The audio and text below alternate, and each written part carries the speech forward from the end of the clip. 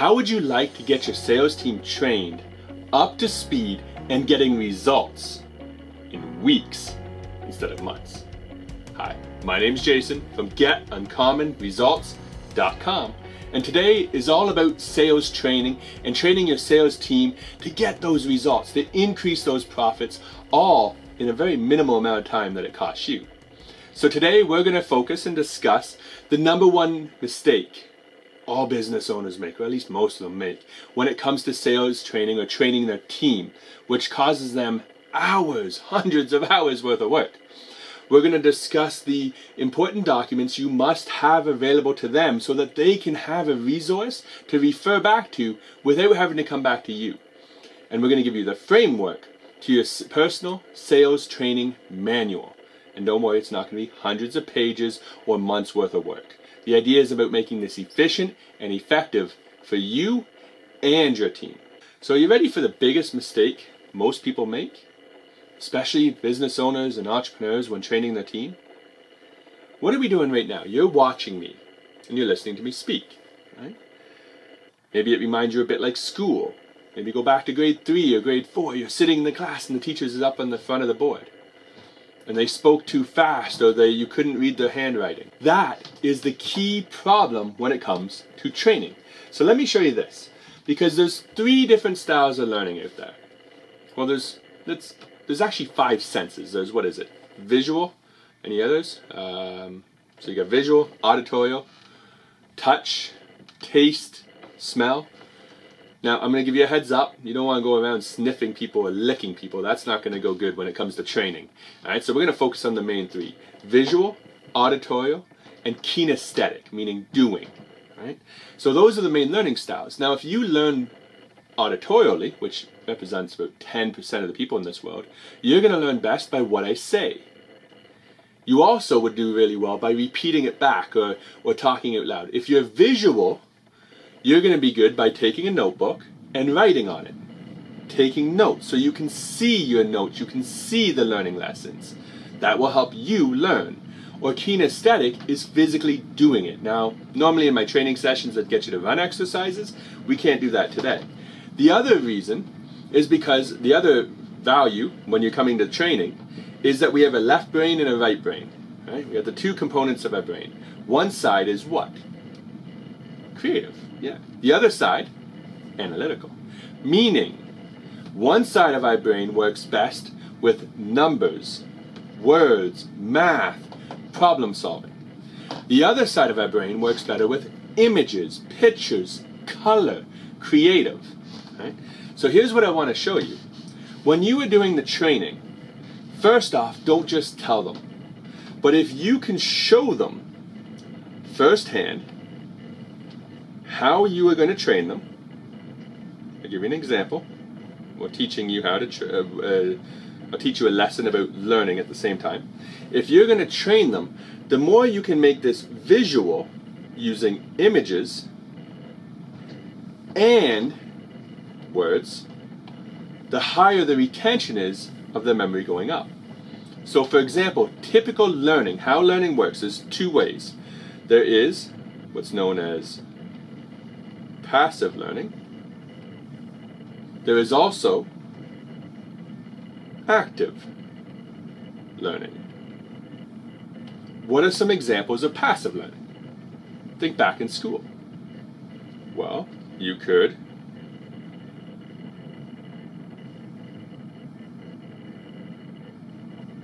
read the text of the book, right? Ever heard that?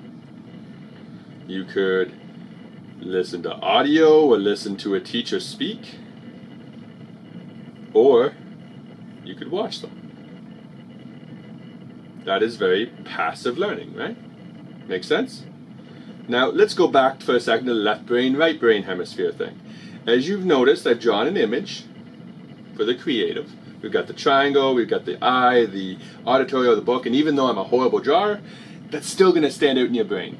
We also have passive and active learning written. So that's tapping into your logical brain. Right?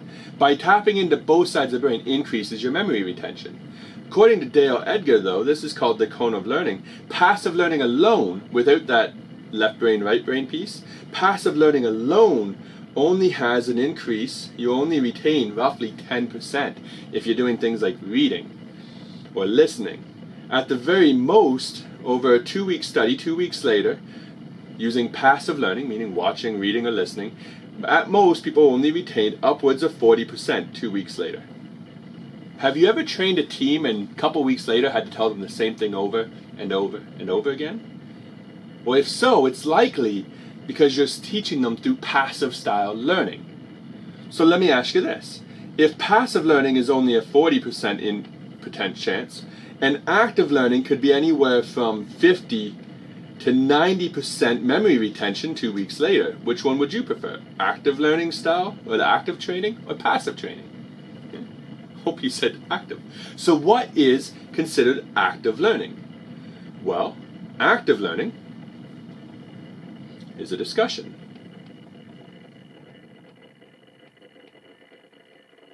Not sure if I spelled that correctly, so rather than that, I'm just going to do spell check. Fix that later. But a discussion, right? Just by having a second person sitting with you right now on this video, watching this video, and talking about it, will increase your memory retention upwards of 50%. So what that means, from a place of training, is if you're training your team member, if you can assign them to, here's the exercise, now go explain it to someone, and have a conversation on it, you're instantly going to put them into active learning highly and give a great increase to how much of the memory retention they're going to have on it. Next, there is, well, role play is a good one. Practice. When we're doing sales training, when we're doing objection handling, for example, I have my team stand face to face each other and role play as if they're the client, saying things like, what's an objection? You don't know what you're talking about. It's too much money. It's, my Uncle Bob does that. Whatever the objection that client faces or my team faces, we practice it and we role play it. But the most active learning you can give someone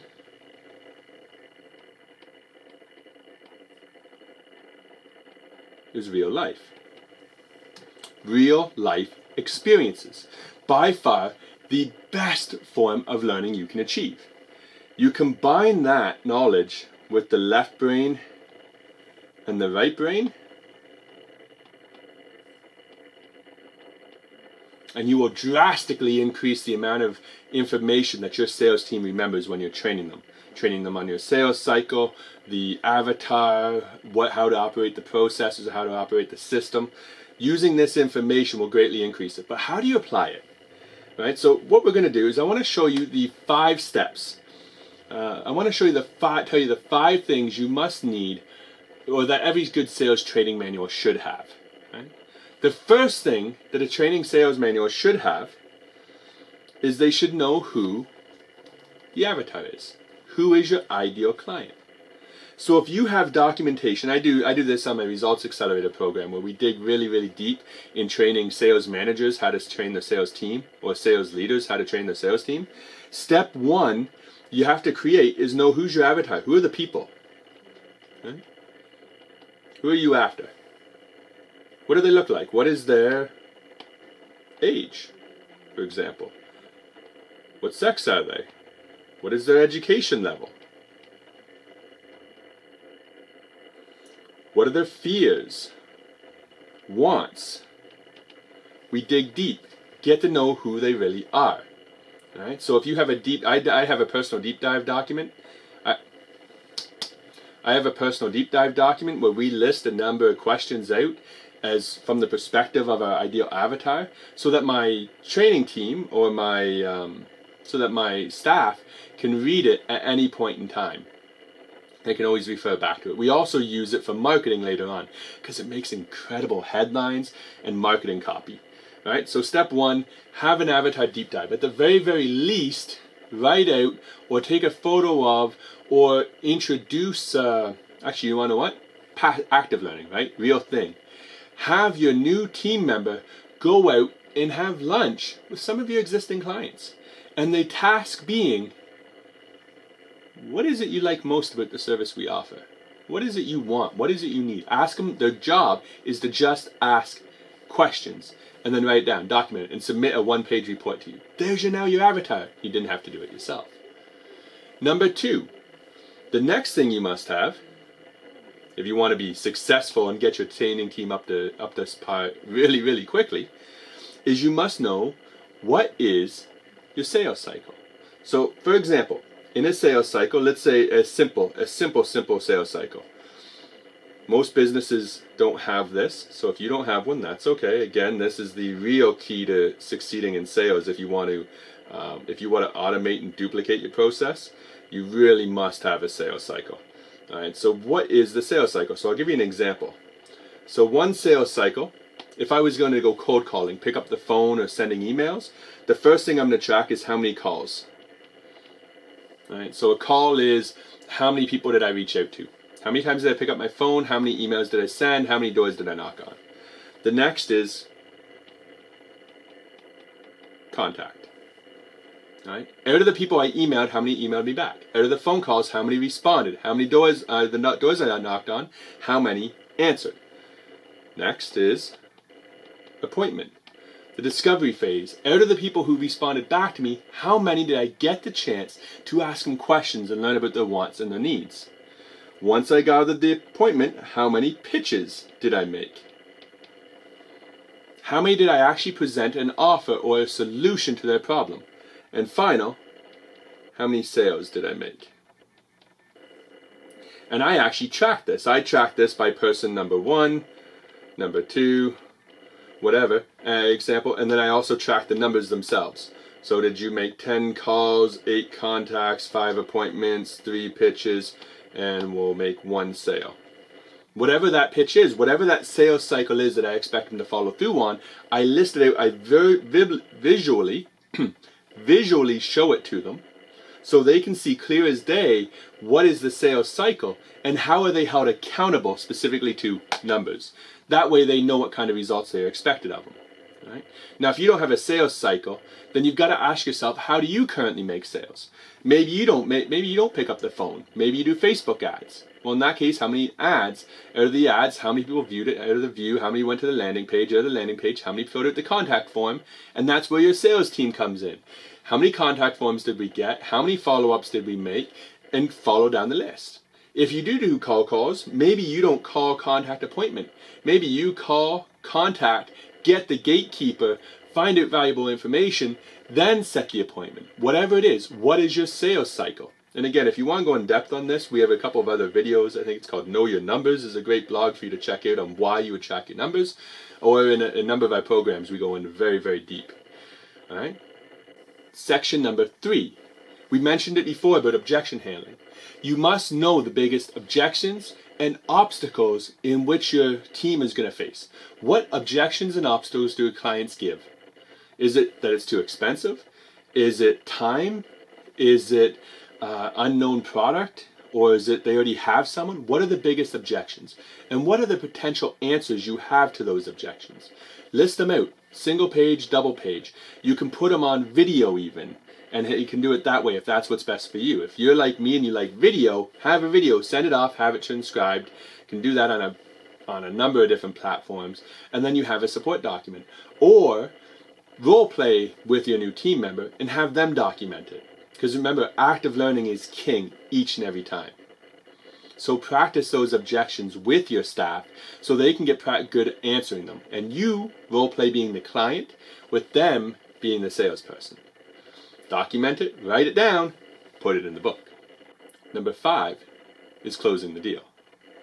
All right, this is the hard one because this is where our obstacles, our little voices, our self-sabotaging beliefs, our lack of belief in ourselves all comes out. Don't think, I'll give you a tip. You may be great at closing, but just because one way works for you doesn't mean it will work for your team. It does mean, however, you want to be able to transfer that knowledge and share that information with them the best they can. Maybe, if you're a real leader, you'll get on the phone and you will show them firsthand, or you'll have one of your star people show them firsthand. Have them watch, have them learn, have them observe, and then ask questions after. Have that discussion. Then when they start making the sales, either you help them. One of my favorite ways to do sales training is to do a double call.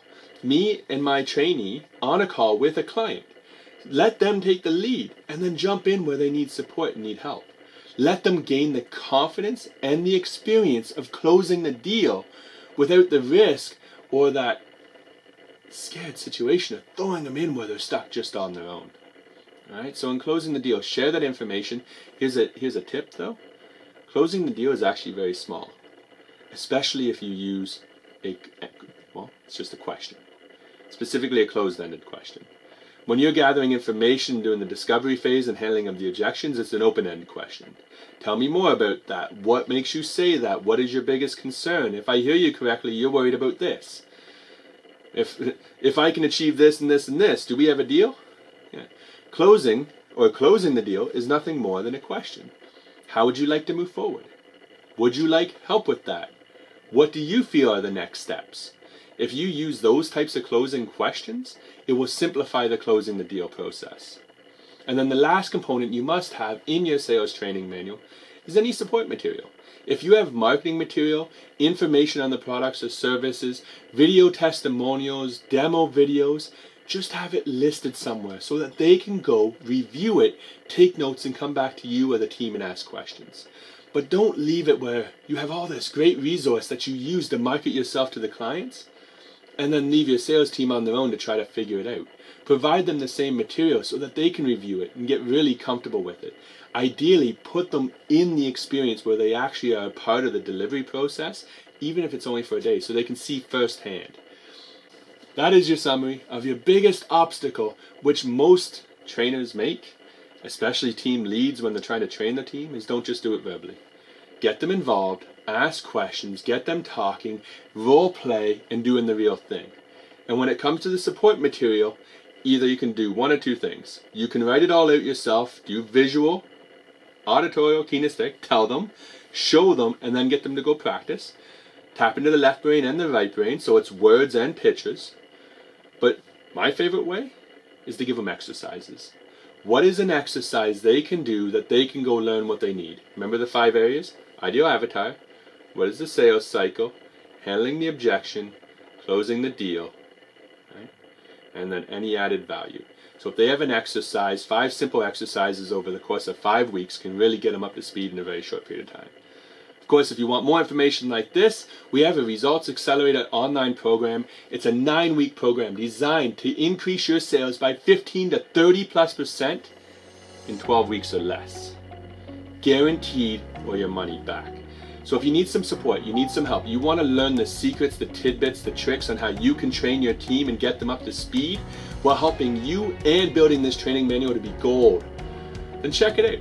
Go to getuncommonresults.com/Results Accelerator or check down below for the link and find out how you can get those profits to skyrocket through the roof. Until then, I'm Jason from getuncommonresults.com. Be sure to subscribe for more videos like this. Like, comment, and share down below so others can hear this message. Until then, I'll see you on the next video.